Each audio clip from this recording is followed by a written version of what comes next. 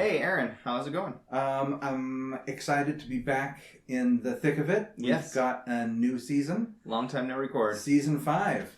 Season 5. That's a significant number, really. It really is a significant number. Did you think we would make it to 5 when we started? I really wasn't thinking like that, I guess. I was just happy to be here. But it is a bit surprising.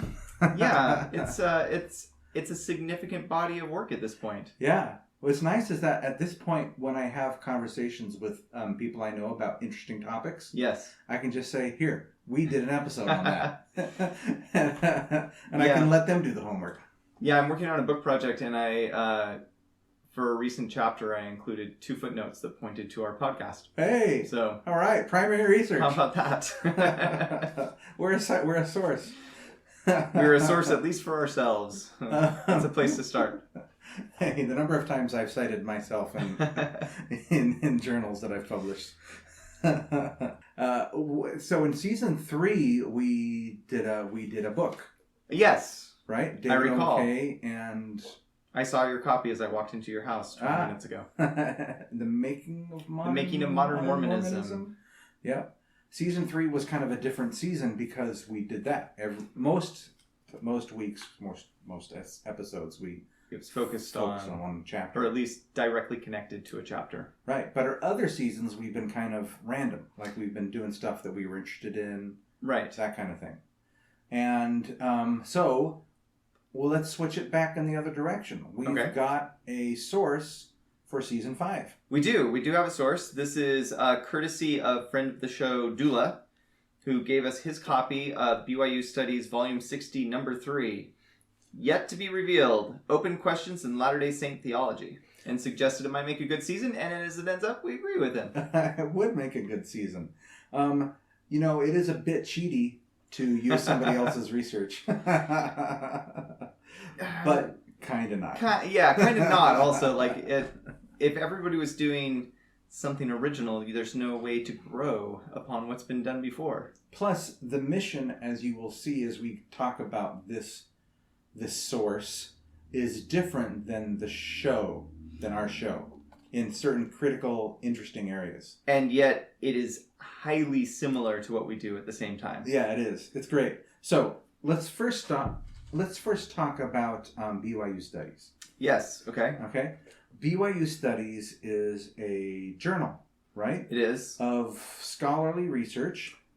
Been around for decades. Are the articles subject to peer review? Yes, they are. Okay. And I clicked on it. There's a submission process that you can submit journal articles to. It's quarterly, from what I could tell. I believe that's right. I wasn't prepared to answer that question, but I believe it's quarterly. Might be quarterly. And the book that you're holding, the hard copy, is thick. Yeah, it is 304 pages. So that's one quarterly issue, right? That's correct. And it's really cool. And this title of this issue, like you said, Yet to be Revealed, Unanswered Questions. This is really our wheelhouse. It really is. If you would describe Face and Hat as outside of the weeds versus in the weeds. Yes, we are weed, and we are in the midst of them. So that's where we are. Yet to be revealed. Let's take a look as we get started here at some of the just the chapter titles, so you can see let's do that. Why that we thought this was a really interesting thing to do. Aaron, is God subject to or the creator of eternal law? Okay, so this chapter title is a great one to pick first because it's what is eternal law, and could these things be like contrary, being subject to or creator of, right? Right.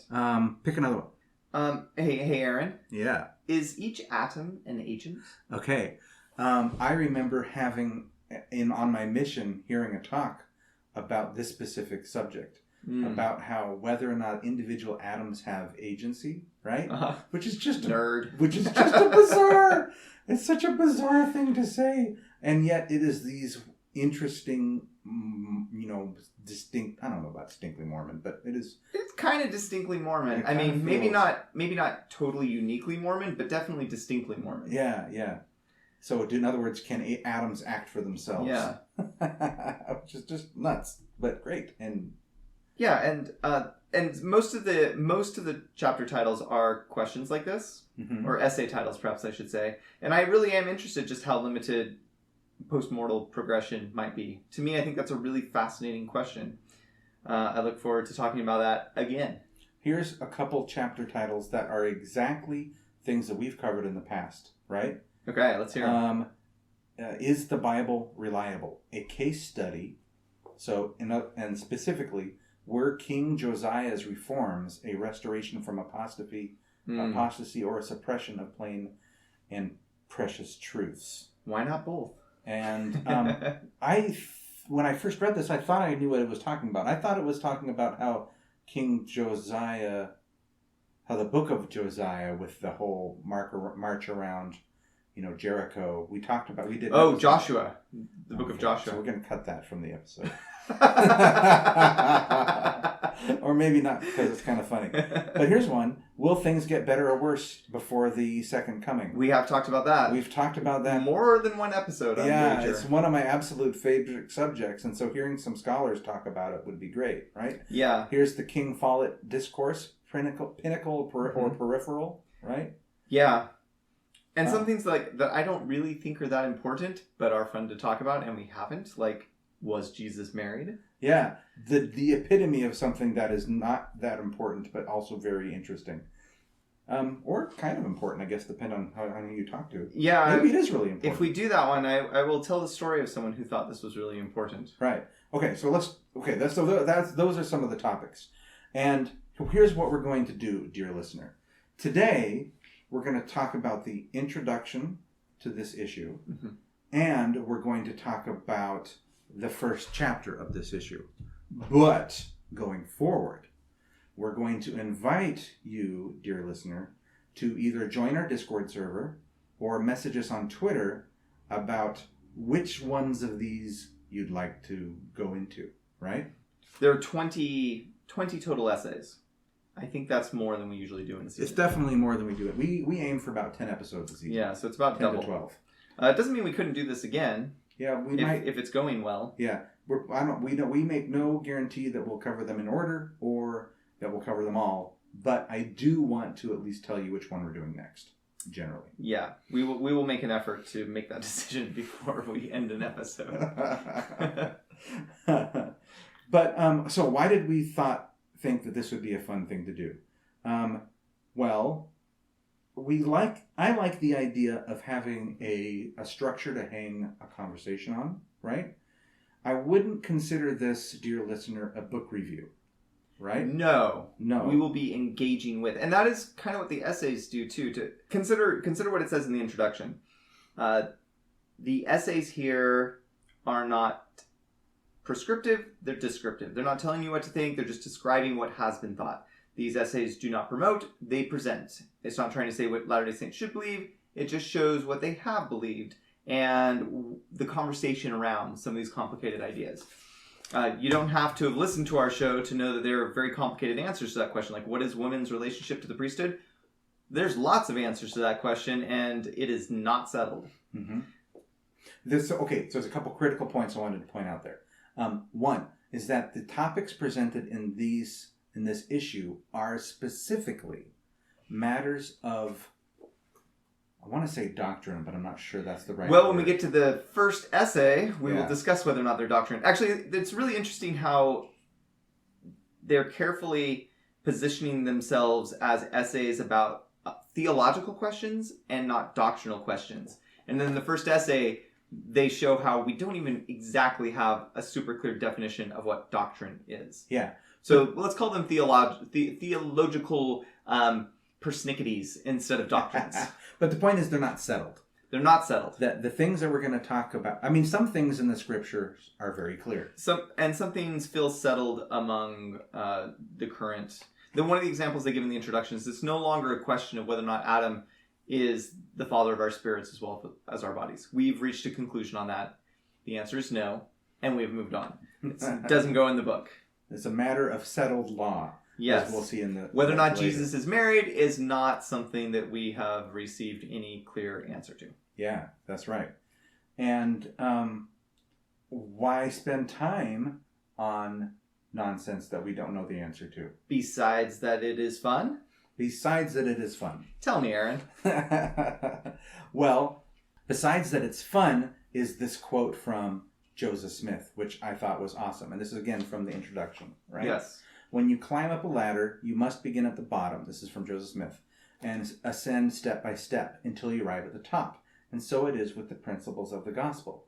You must begin with the first and go on until you learn all the principles of exaltation. But it will be a great while after you have passed through the veil before you will have learned them. It is not all to be comprehended in this world.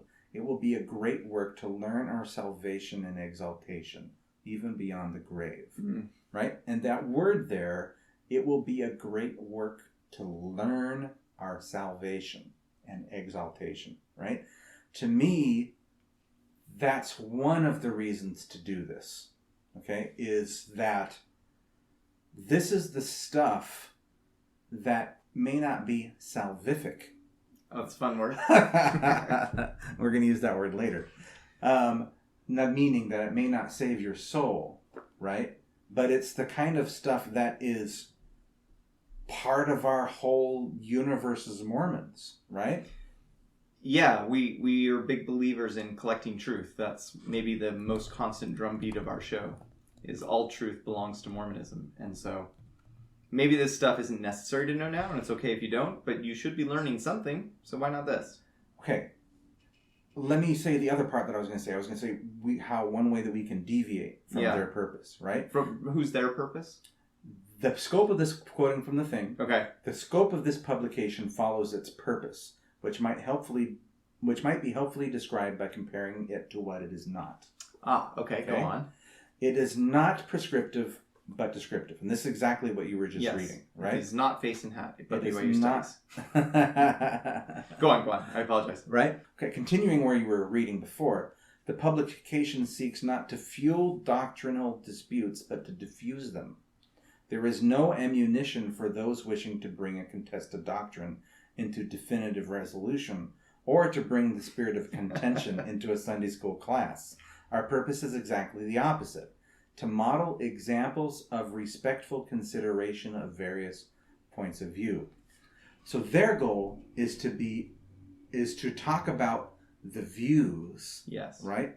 And not to make value statements on them. Not to start fights. Is that where you feel they're different than us? I think that we have an opportunity to make some value statements on some of these, if we want to. I'll make a value statement right now. Okay. I'm glad you're saying doctrinal, because I don't really like doctrinal. Oh. Not a pronunciation I'm a fan of, so I'm glad you say doctrinal. Okay, fair enough. And if I ever say doctrinal, I apologize in advance, but it might slip out at some point. What am I trying to say? I'm not saying that I want to bring contention into Sunday school, right? What I'm saying is that we get to take this as a text, right? And think about it, and where they leave, like for example, with the women in the priesthood thing. Well, right? They're scholars, right? They're describing the state of the conversation. Yeah. We are not scholars in that sense. Yeah. We can express our opinions. We don't have to. We're not getting peer reviewed. We're just putting this on the internet. Yeah, that's the way I'm trying to say it. There's this idea that I had when I was reading this, that they are being fair and balanced, right? Yes. And which is a dangerous phrase because it invokes certain news networks. It's been co-opted dishonestly. But they are being fair and balanced, right? Yes. And when I say that we don't have to be, what I don't mean is that we're going to apply bias to what they're saying. What I'm saying is that we can be the peer review of what they're saying. We can read critically into what they're presenting, and if they're saying, and we can say we agree or we disagree with some of the points. What do you think of this metaphor? Alma's just given us a whole bag of seeds, different kinds of seeds. Yeah. We're going to plant all of them. Each essay has several seeds in it, and we'll water them and see which ones grow. Yeah. And we'll tell you which ones we think are the good seeds. Yeah. Which sounds really kind of presumptuous of us. It is, and no one should assume that we're right. Yeah. And not even that we're going to get anything right. Yeah, I mean, a lot of what you'll be seeing is our second impressions. Like we will read it ahead of time. We will come together and bounce ideas off each other. This is not anything we say should be assumed. One of my favorite quotations, and I'm going to get it wrong because I'm not bothering to look it up, is Walt Whitman, and he says like, "What? I disagree with what I said yesterday. Like who cares, right? Like so I disagree with myself. Human beings are complicated. If we're growing and changing our minds, that's a good thing. So you're capturing us in a moment of time." Maybe this next statement is more similar to what I'm trying to say, right? Presenting side by side without resolution a multiplicity of seemingly contrasting ideas is nothing new. Scripture is replete with this pattern, right? I love these next couple paragraphs. Right? The Bible, in particular, often eschews smoothing over and minimizing differences. Instead, this publication will present more than one righteous viewpoint for consideration. Proverbs' simple message that a person who pursues righteousness findeth life and honor, while the wicked perish, is quite different from the Ecclesiastes and Matthew's message that God sendeth rain on the just and unjust. Yes. So there are two contrasting views here, right? One is that God punishes the wicked. Yeah. And the other is that God sends the rain to both. Yes. Right? So which one is right? Right? And, and the article's goal is to present both of those, right? Our goal is to take those arguments and try to think about them and see if they say to present side by side without resolution, right? Yeah. I'm curious to know, are there resolutions to some of these? That's what I'm curious. You're a scientist, Aaron. Yeah. Maybe you can think of an example, but is it not true that in science, at times there have been truths which feel very established and yet do not seem to agree with each other? And as time passes, science eventually is able to put the pieces together and show how both sets of facts as it ends up were either correct or misunderstood in some way that makes them both correct. Yeah, that's true. Oftentimes in science, though, if you're making multiple measurements and you have an outlier, right? Uh-huh. Sometimes it's just an outlier, right? And then other times it's a really interesting data point that needs to be considered. Yes. Right? So you could say that here are multiple measurements of what is truth, right? Yes. One of the things that I approach here's the problem. I am, as you say, I'm a scientist. I am a firm believer in objective truth. Right? Sure.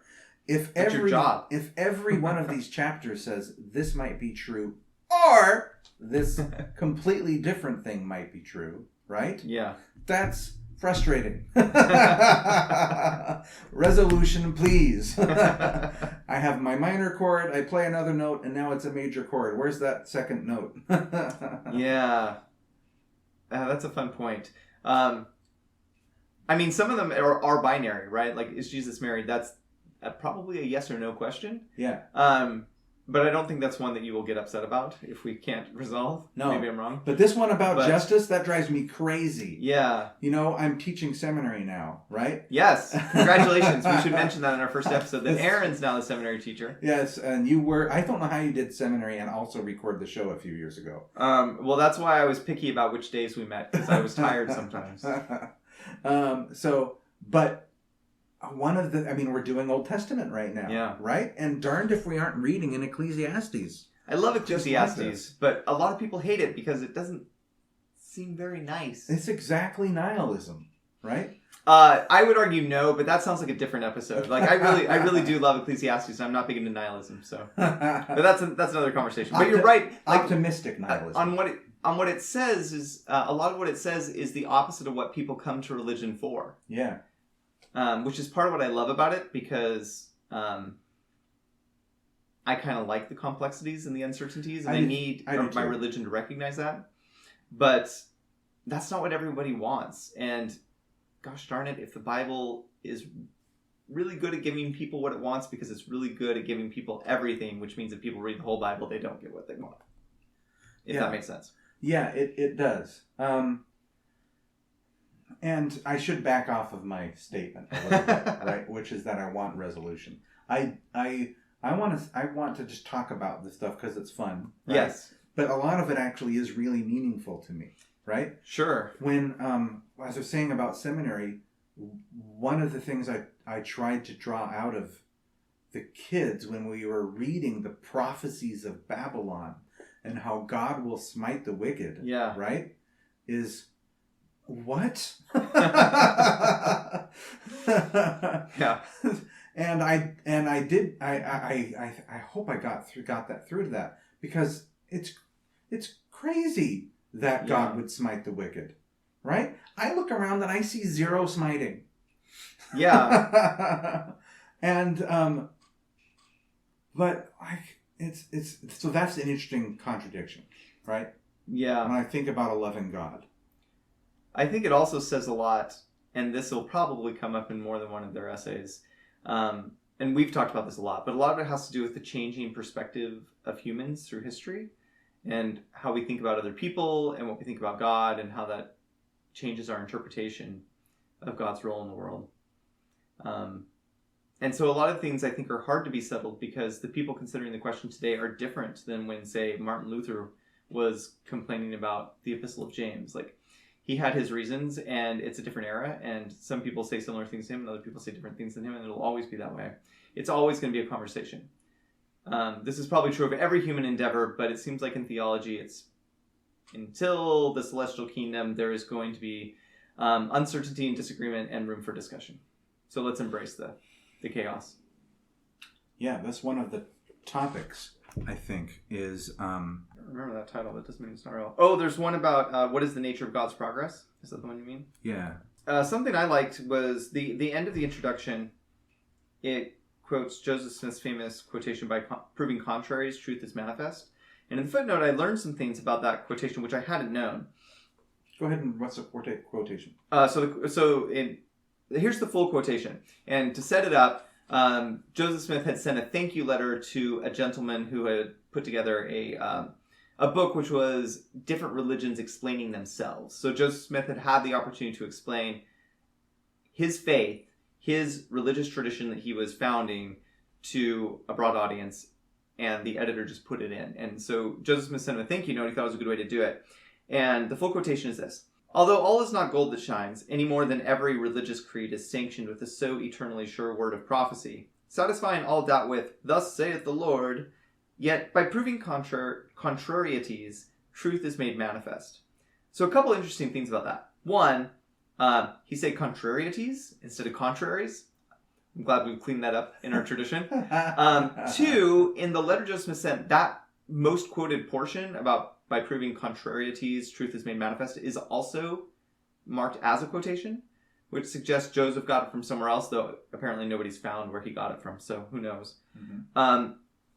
And also, what's fascinating to me is that this was almost a way of embracing all other religions. I mean, Joseph Smith's origin story is like, no religion's good enough. Yeah. And yet, here he is, like, embracing every religion as containing some sort of truth, and every tradition as having value. And so, on the macro level of different faiths, that's great. But I think that's applicable also to the project we're on this season. Within each subject, there's going to be different points of view, and each of those have value. And by proving contraries, the truth will be made manifest. And so let's embrace Joseph Smith's call to proving contraries, and let's dig on in. Proving contraries is what does that mean? I think what it means is that it doesn't mean that you're proving that two things that are contrary are both true. Yeah. It means by grappling with the contraries and finding your way through them, and you find truth on the other side of those contraries. This is something that Terryl Gibbons talks about a lot in People of Paradox, which is a book we've mentioned before. Isn't there something about bread? Bread? And dough. Bread and dough? I don't know where you're going. This is just right after the part that you were reading. A common 19th century usage of the word prove meant something else. other than today's to demonstrate conclusively by evidence. And I think you had called this out before we started the show that you liked this next bit. You know what? I think I didn't finish reading this paragraph. Rather, proving was to find out by experience or to test quality by measurement, right? Mm-hmm. Consideration and by allowing it to manifest. So bakers follow a similar sense of the word when they give dough time to prove, letting the yeast do its work before it enters the oven. These meanings of prove suggest that a fuller understanding of truth can come by keeping multiple perspectives in mind and letting them work themselves out in patience and God's own time, like fruitful leaven. That's pretty good. It's pretty good. It's the end of the introduction. Yeah. And it kind of goes back to what I was saying before, is that I was wanting resolution, right? One of they say in this, they call it out many times, that their goal is to present not opposing viewpoints, but different understandings of theological questions. Yes. Right? And without making a value statement as to which is correct. Okay? And, but here they say the reason you do that is to let them prove, right? Yeah. To let them cook. And eventually they will work themselves out in God's own time.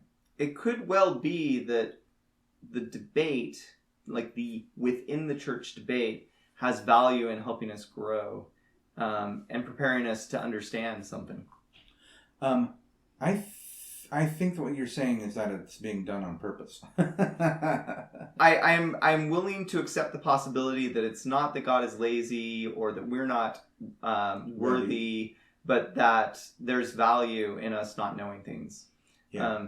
I was talking to a student at lunch today who likes to argue, is what he says. He comes in at lunch, but basically what he wants to do is just disagree with people and tell them they're wrong about whatever the subject is. Uh-huh. And are you sure you're remembering this correctly? Or are you wrong? Unfortunately, I've had this conversation with him so many times. Yeah, I did it back. Yeah. Are you familiar with the Monty Python sketch about the guy who goes in for an argument? Oh, the argument class. Well, he buys an argument. He buys an argument, yes. Yeah. We'll include a link in case you don't know. But I asked him to listen to that today, and he was very offended because he doesn't think he's just contradictory. And he spent the next 20 minutes saying, I'm not contradictory. I can't believe you would say that. I'm definitely not contradictory. So, I don't think there's any value in that. But I do think there is value in not being sure what the right answer is and bringing humility to these questions. Yeah. And debating them from a position of vested interest, but not desperation. Like, it's okay not to know. And that's the critical point, that it's okay not to know. But this sentence kind of gives me faith that someday we will know. Yeah. Eternity is a long time. If we think of eternity. Mm-hmm. Let's do an example. Our case study of what it means to present alternative interpretations of something without actually deciding which interpretation is correct is super meta. Is super duper meta. And it is the first article. Article works for me. By Michael Goodman, called "Oh Say What Is Truth." Oh Say What Is. Say what is truth. Thank you. Approaches to doctrine. In other words, what is doctrine? Yeah. What does the word doctrine mean? And this is so philosophy 101. Yeah. You like semantics? Well, we got your semantics right here, baby. We got your semantics right here. Right? And why is it important to know what the word doctrine means? Well, we use the word a lot. We sure do. He did a qualitative survey of how the word doctrine was used in General Conference by members of the First Presidency and the Quorum of the 12 over, 30 years? And had thousands of instances. It's just a word we use a lot. In fact, I would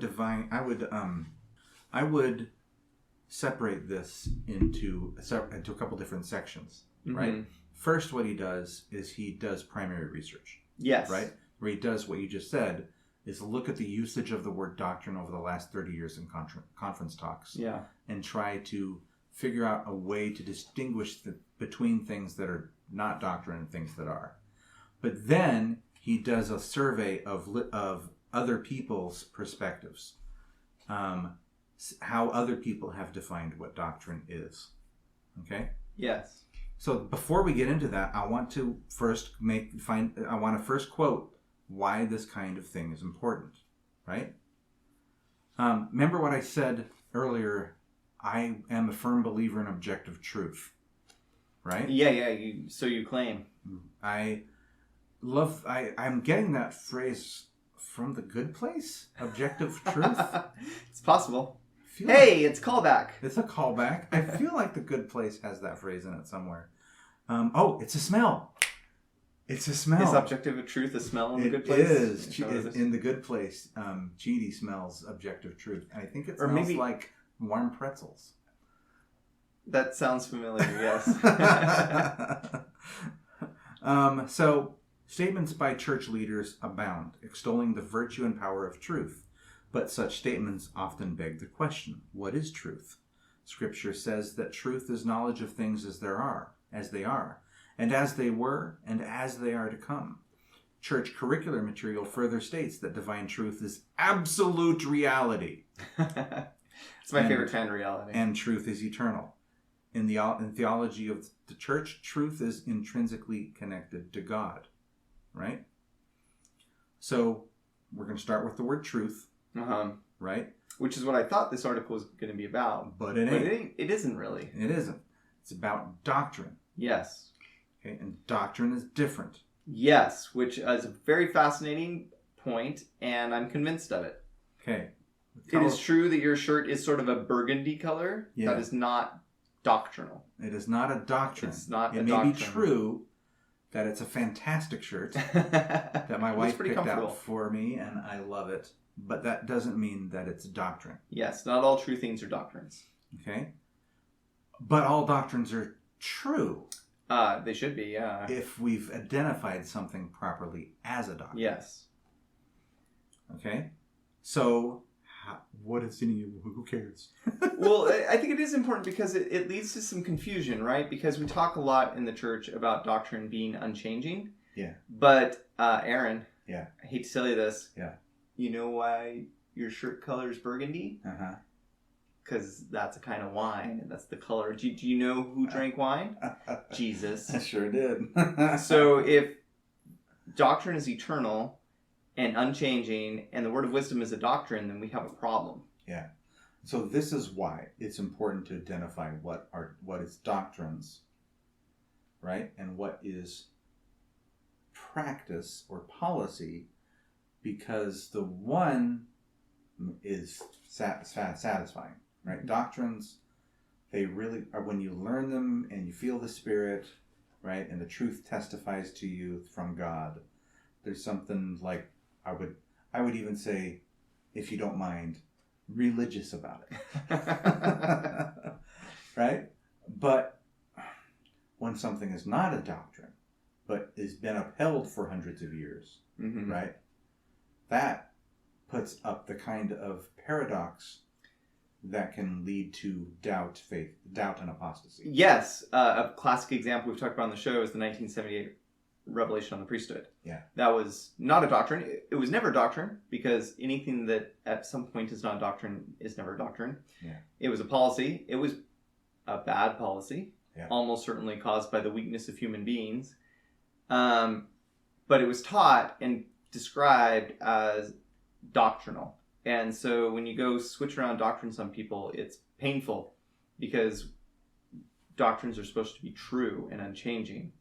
And I don't know if you have stories like this, but my parents know people who left the church in 1978 because they could not accept black people having the priesthood. Yeah. So I mean, it seems a little unfair to blame that entirely on doctrine, because I imagine if you embraced the more important doctrines, then maybe that would carry you through. Let's talk about this first definition. I don't think we're going to cover all of them. I like the one that Michael Goodman actually proposes here, right? So what he did was he went through and he did this survey, as you say, of the word doctrine. And what he found was three criteria? Descriptors? Yeah, of what doctrine... Identifying traits? What doctrine is. And for something to be a doctrine, according to this definition... It must be all three. It must be all three. Right? And the 3 points are, is it eternal? Mm-hmm. Is it salvific? I mean, just 3 cheers to Michael Goodman. What a great word. Out of context, that could be like, it could be saliva, or it feels like salving. Yeah. I'm glad in context it's fine, and if you're a theologian professionally, it's fine. But I worry about that just showing up in my everyday life and me not. Oh, come on. It's joining my vocabulary. It's entering your vocabulary. Yeah, salvific. Because it sounds so much like terrific. Dang. Oh. That's salvific.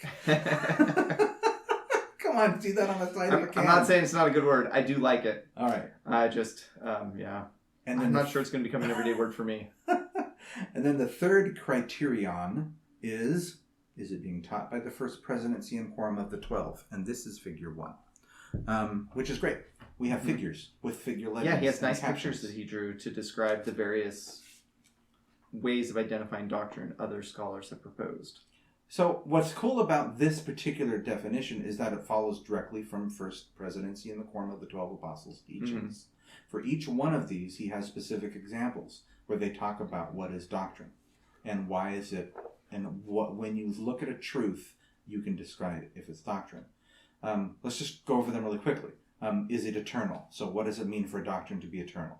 It's unchanging. It's always a doctrine. Yeah. So... word of wisdom is disqualified here. Mm-hmm. It is. Parts of the word of wisdom are.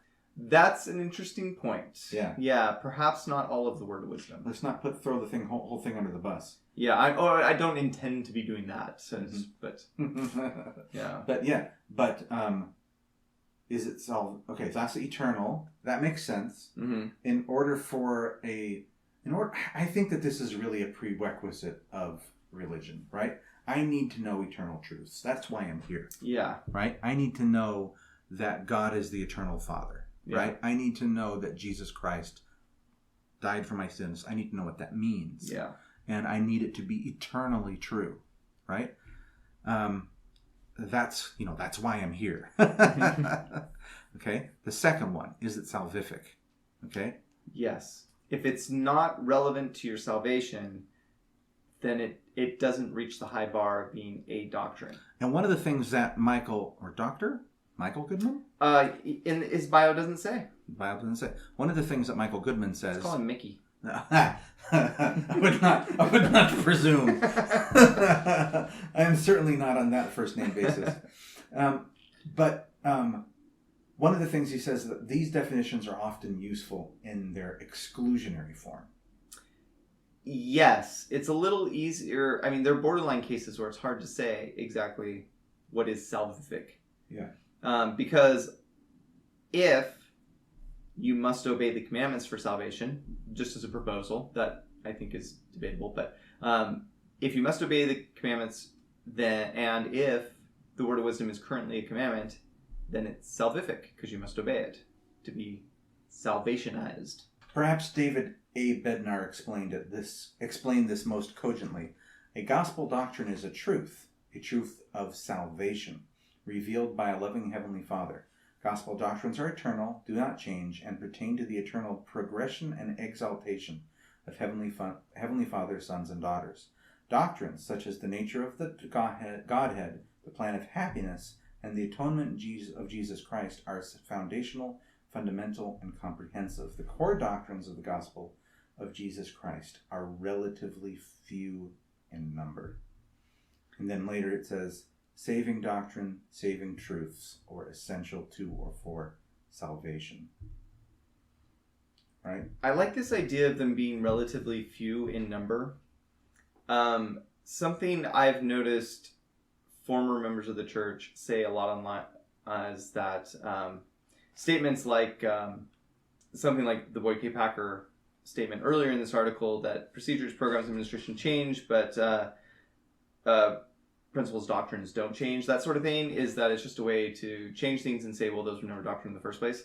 And that's one way to interpret it. But I think the better way to interpret it is a sort of humility, that ultimately there are very few things which are doctrines, and the rest of it is what we get to fumble around with as a church, and we get to try to figure out better ways to do things.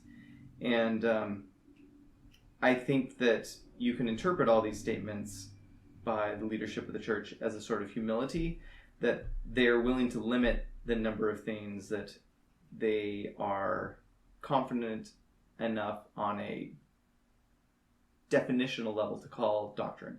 And those things are limited to what's eternal and what's salvific, but there just also aren't that many of them. I also really like that about how there's not that many, because it simplifies things. One of the things that Nephi says, he glorifies in plainness or something. Yeah. Right? And then, of course, cites Isaiah a lot. He's also, complicated. He does say that he delights in Isaiah, which I am finding, by the way, as I do seminary this year, that I am also delighting in Isaiah. Isaiah is easier to delight in when you really spend time with him. Yeah. I've been really enjoying it. Okay, but my point is, though, that plainness and simplicity, right? These are the important fundamental doctrines. I like that. Right? That's a value statement. I like that. That's a value statement. I'm going to put a value statement on this last one, too. Okay. Is it being taught by the first presidency and the quorum of the 12? Okay, I love this one. Okay, go on. I'm going to say why. Because it is so fundamentally different than academic research in the physical sciences. Okay? And here's what I mean. Is it being taught by the first presidency and the quorum of the 12 means I'm going to take a person, right? Mm-hmm. And just because they said something, that's enough. Yeah. Right? That is so different than anything that I normally deal with on a day-to-day life, in my job, in my environment, right? Mm-hmm. Every other thing in my life invokes doubt and debate, right? Especially when it comes to research, right? It's not enough to say, I observed this. You need to say, I observed it 10 other times, and so did they. Right. Right? And so did this machine. Here's the readout, right? Yeah. I think it's really cool. Here we're just saying, they said it. And that's enough. Well, as long as it's also eternal and salvific. Yeah. Right? Yeah. And consistent. Yeah. He didn't say that here. No. Well, he kind of did. It's implied. It's implied. That has been taught over the last 30 years. He does mention somewhere that there are things that not everyone talks about. And even if right now as the apostles travel from stake to stake, if they're all saying something similar about ministering, that doesn't turn into a doctrine. Yeah. Because it's still not eternal. But something that changes. I wanted to say something else about that, though. Even though I said that I love it, yes, it is fundamentally frustrating. Right? Because at the end of this conversation, we can't list for you a list of doctrines. No. Not without a great deal of research and study and prayer, probably. And even then, it's none of our business to be telling you what the list of doctrines is. That's right. They make it very clear. Because we are not, in the intro, in that third leg of the stool, we are not apostles and prophets, seers and revelators. Okay, but this is only one way to think about what doctrines are. Right? And there are several that are presented here. Yes. Just to cover a few of them, right? What is a level of authoritativeness, right? Mm-hmm. You can have canonical doctrine, right? Or stuff that is part of our scriptures. Yes, this is the Armand Moss. Moss or Mouse? I always thought it was Moss, but now that you mention it, I'm not certain that I know that. Sounds like Gauss. Yeah, it does look like that. I mean, I know his name very well, but I'm not sure I've ever... I don't know. We're going to leave this kind of stuff in, man. The viewer gets, the listener gets the stuff, man. Yeah, you can feel smarter than us because you know. So canonical doctrine, and then less than that is official doctrine, right? And then authoritative doctrine, and then popular doctrine, right? So it's the spectrum of where you find the teaching as to how authoritative it is, right? Yes. But again, I'm not going to put at this point, I'm going to refrain from value statements. Right? Yeah, let's just maybe bump to some of the other... Yeah. Sustained as canonical or official, right? Simple question. Has it been sustained by church membership? Into the canon. Into the canon, right? So, think of Official Declaration 2 was sustained. Yeah, and added to Scripture in an official way. So, here's one. This is by Robert Millett, right? Mm-hmm. Something is doctrine if it's in the standard works, official declarations, approved curriculum, and general conference. Yeah. And the "and" there, I think, is important. He's drawn this Venn diagram, but doctrine is in the intersection. Yeah, everything that hits all those points, or appears in all those points. Right? Am I wrong about that? Something it doesn't. Based on his quotation, it appears to be that way. But it is worth pointing out that he quotes the individual categories. The "and" is his own word. The word of our friend Michael Goodman. Yeah, so it makes sense because frankly there aren't that many things that are in the official declarations that really limits what can be. Yeah, so that makes more sense. Is that these are just criterion, as it were. Yeah, and you can judge how doctrinal it is based on where it fits here. Okay, a hermeneutic. Okay, just say it again. Hermeneutic. Okay, are you doing something on purpose there? No, I believe it is pronounced hermeneutic. Yeah, I believe that's correct, although... this is not what I went to school for. What, English? No, hermeneutics. Oh, okay. I was going to say to the contrary. I know what you do for a living. Yeah. So this one is fun because it is what is doctrine? It's stuff that God answered your prayers about. I'm being overly simplistic here, but I think that one is cool. And this goes back to what what I told you before about the pearl necklace, my favorite analogy, one of my favorites that my mom taught me in seminary, right?